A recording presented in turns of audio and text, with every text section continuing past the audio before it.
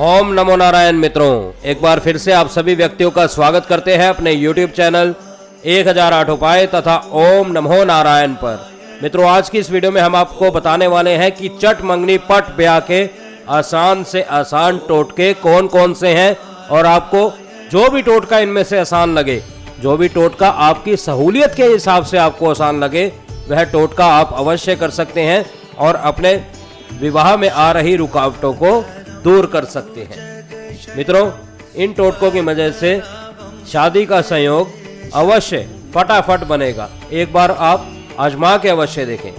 मित्रों, अगर आपके भी विवाह में अवरोध उत्पन्न हो रहे हैं, कोई ना कोई रुकावट आ जाती है, कभी हाँ हो जाती है, कभी ना हो जाती है और कभी आपका विवाह हो ही नहीं पाता है, आप इस बात से बिल्कुल निराश हो चुके हैं, तो एकदम आपको निराश होने की ज़रूरत नहीं है।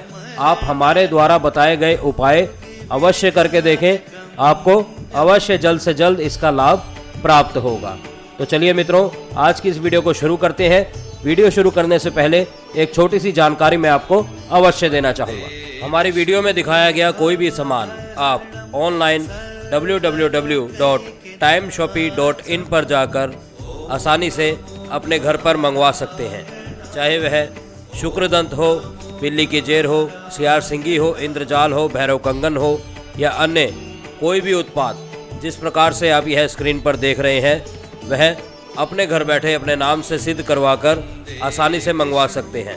अन्य सभी उत्पाद जिस प्रकार से ताबीज, रुद्राक्ष, हाथ द्वारा बनाए गए भोजपत्र पर यंत्र और हवन का सामान, जोत बाती, धार्मिक किताबें और धूप और अगरबत्ती आप अपने घर बैठे हमारे द्वारा मंगवा सकते हैं। धन्यवाद। तो मित्रों, सबसे पहले बात करते हैं हल्दी की गांठ का टोटका।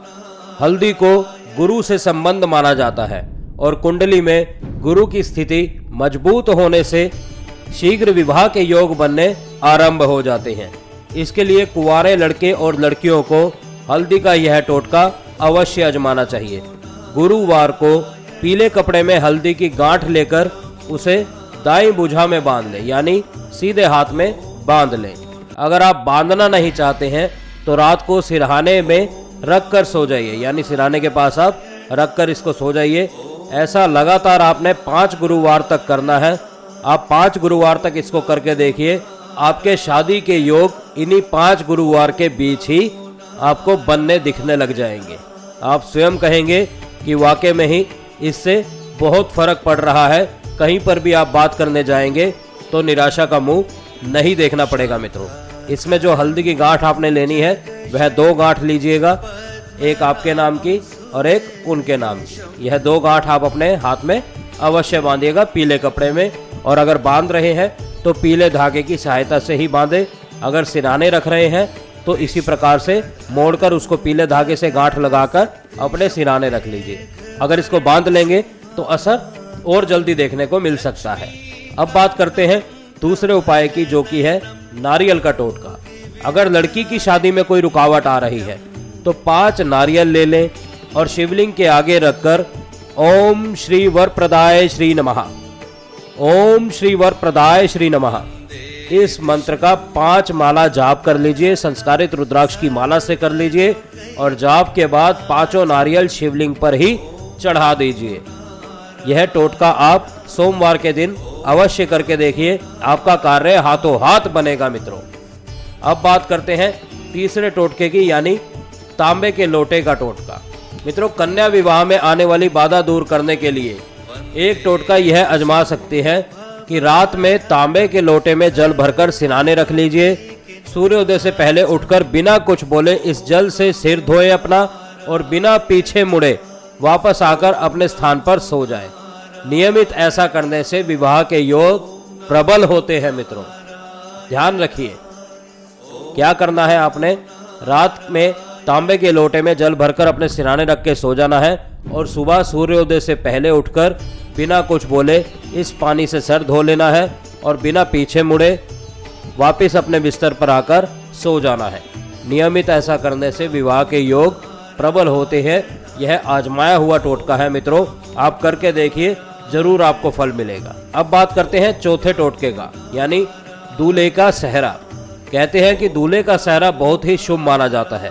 शादी के वक्त जब दूल्हा अपना सेहरा उतार कर रखता है तो कोई इसे यदि पहन ले या फिर कोई अपने सिर पर रख दे तो भी आपकी शादी के फटाफट योग बनने लग जाते हैं। किसी से कहकर यह नहीं करवाना चाहिए। कोई बिना कहे आपके सर पर रख दे तो वही शुभ माना जाता है। आजकल प्रथा चल गई है कि कह कर करवाते हैं लोग, जो कि फल नहीं दे पाते हैं। अगर यह टोटका आपके साथ अचानक हो जाता है तो आप समझ लीजिए आपके योग बनने वाले हैं। अब बात करते हैं 5वें टोटके की ओर, जो कि सुबह के वक्त तुलसी के दर्शन को लेकर है। यदि कोई लड़की अविवाहित है और काफ़ी प्रयास के बाद भी उसके शादी के योग नहीं बन रहे हैं तो उसे तुलसी का यह उपाय अवश्य करना चाहिए। आपको करना क्या है कि सुबह भोर के वक्त यानी ब्रह्म मुहूर्त के वक्त घर के बाकी लोगों के उठने से पहले आपको आकर तुलसी के दर्शन करने चाहिए और वही तुलसी के पेड़ के पास ही अपने मांग को जल से धो लेना चाहिए। ध्यान रहे कि घर के बाकी सदस्य इस चीज़ को ना देखें, इस बात का ध्यान रखें।